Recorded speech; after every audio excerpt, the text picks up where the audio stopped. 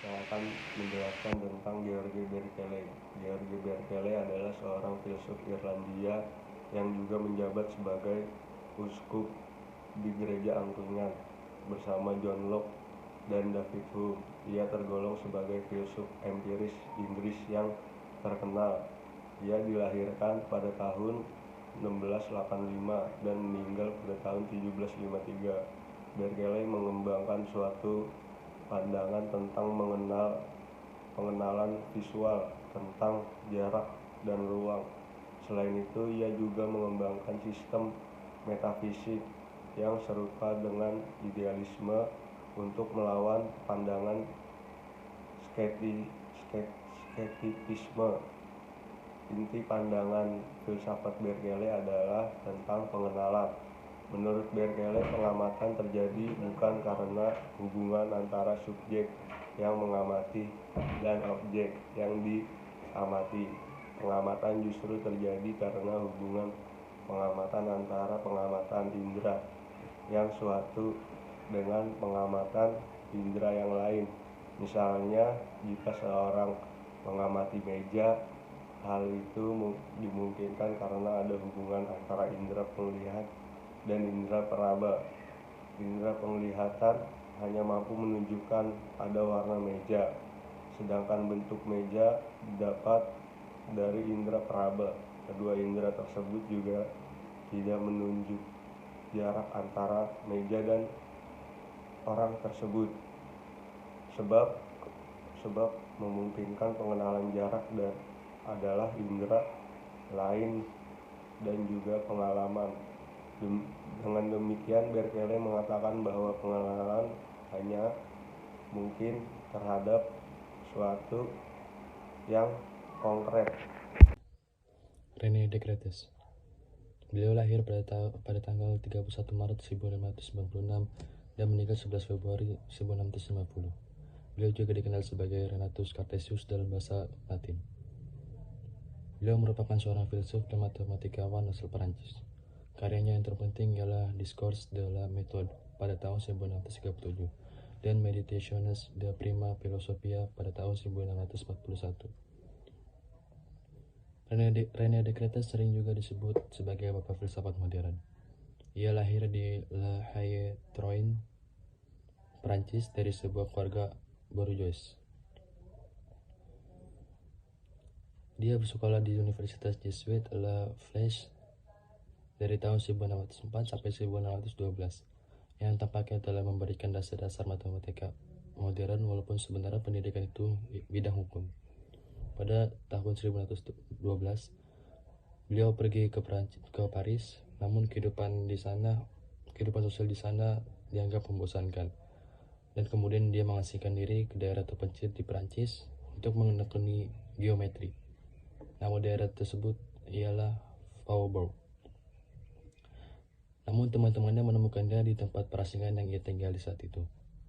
Maka untuk lebih menyembunyikan diri, ia memutuskan untuk mendaftarkan diri menjadi tentara Belanda pada tahun 1617.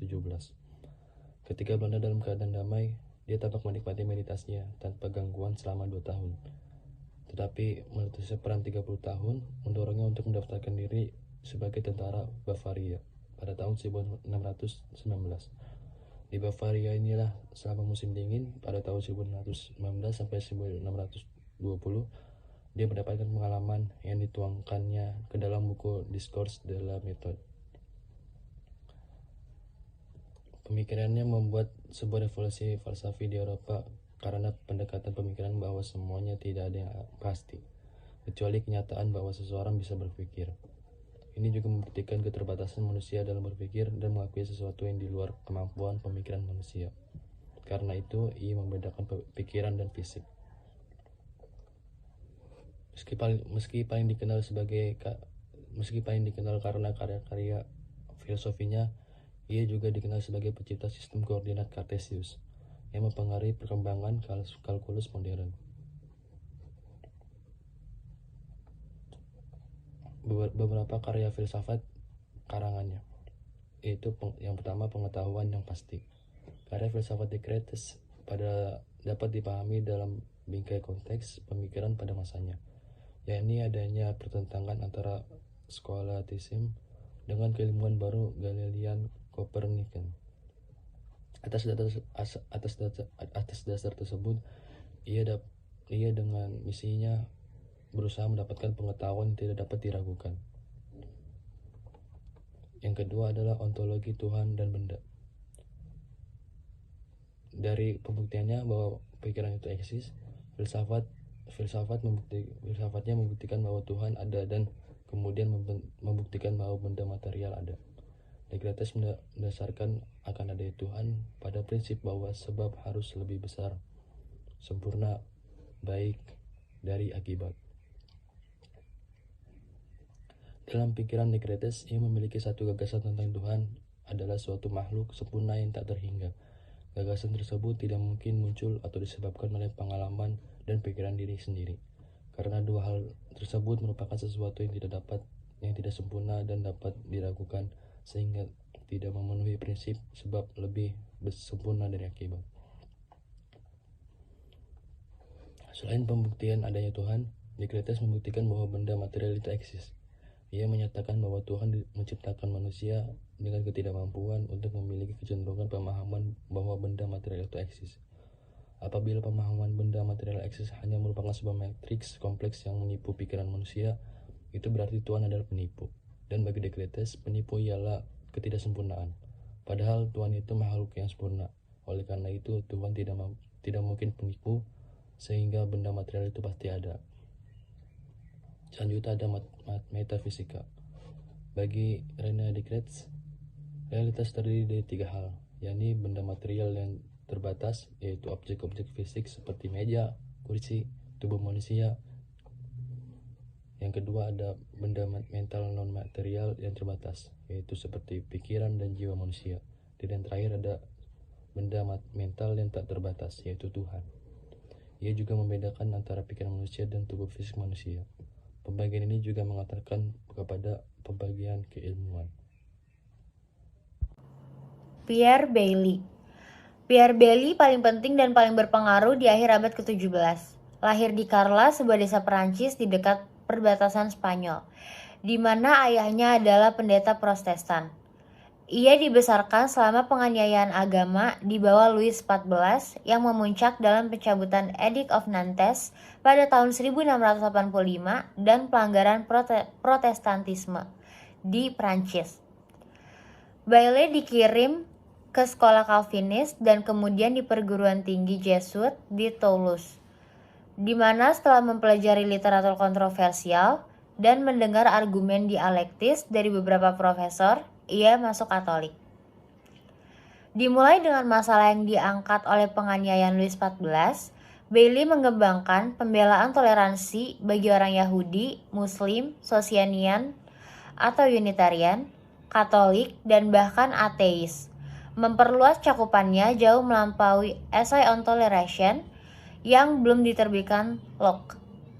Permusuhan mulai berkembang di antara Bailey dan Jurier, yang menganggap dirinya sebagai juru bicara utama untuk ortodoksi Calvinis, menentang semua jenis deviasi ashereshi dan ateisme, dan menganjurkan kemenangan politik atas Louis XIV. Ketika Jurier menjadi seorang radikal politik dan fanatik agama yang kejam, Bailey menjauh dari pandangan dan perusahaan dari mantan mentornya. Menurut Jurier, ketidakpuasan mencapai titik puncaknya dengan diterbitkannya komentar filosofis dari Bailey. Bailey telah mencoba untuk menyembunyikan kepengarangannya, tetapi Jurier segera menebak kebenarannya dan menyadari bahwa mereka tidak setuju sepenuhnya tentang hampir semua hal. Francis J. Beckwith. Francis G. Frank Beckwith lahir tahun 1960 di New York, adalah seorang pengajar akademisi, apolog Kristen, dan filsuf Amerika Serikat. Ia saat ini menjabat sebagai Professor of Philosophy and Church State Studies. Beckwith berkarya dalam ranah etika sosial, etika terapan, filsafat hukum, dan filsafat agama. Beckwith sering berbicara mengenai pembolehan secara hukum atas pengajaran perancangan cerdas di kelas-kelas sains sekolah negeri dengan alasan bahwa hal itu diperbolehkan secara hukum. Ia berargumen menentang putusan dalam perkara Kitzmiller v. Dover Area School District bahwa perancangan cerdas pada dasarnya bersifat agamawi, suatu bentuk kreasionisme. Dan dengan demikian, pengajarannya sebagai sains di sekolah-sekolah negeri melanggar klausul pendirian dalam amandemen pertama Konstitusi Amerika Serikat. Ia memberikan banyak justifikasi dalam pertimbangan secara hukum di balik klaim Discovery Institute bahwa perancangan cerdas bukan merupakan suatu berkeyakinan religius. Selain itu, ia berpendapat bahwa motif-motif agamawi para pendukung kebijakan itu yang menurutnya dijadikan pegangan oleh hakim dalam kasus tersebut seharusnya tidak ada relevansinya dalam penilaian konstitusionalitas kebijakan itu karena suatu motif merupakan suatu keyakinan dan dalam konteks-konteks lainnya. Pengadilan-pengadilan federal melarang penilaian pemerintah akan keyakinan-keyakinan. Ia berkata, saya telah mulai lebih mengapresiasi mengapa sejumlah filsuf Kristen kebanyakan adalah Katolik yang semuanya dipengaruhi oleh Saint Thomas Aquinas tidak pernah turut serta dalam tren ID. Saya tidak memikirkan sebaik-baiknya secara mendalam implikasi-implikasi dari ID pada filsafat Kristen akan alam. Untuk alasan ini, saya sekarang merasa yakin bahwa kegelisahan awal saya dan yang semakin meningkat dengan argumen-argumen Behe atau Devsky tepatnya timbul karena filsafat Thomis saya tidak dapat mengakomodasi argumen-argumen mereka. Selama kurun waktu tersebut, saya mulai berpikir lebih kritis terhadap argumen-argumen Behe atau Devsky ketika saya membawa filsafat Thomis untuk mencari keterkaitannya dengan argumen-argumen mereka.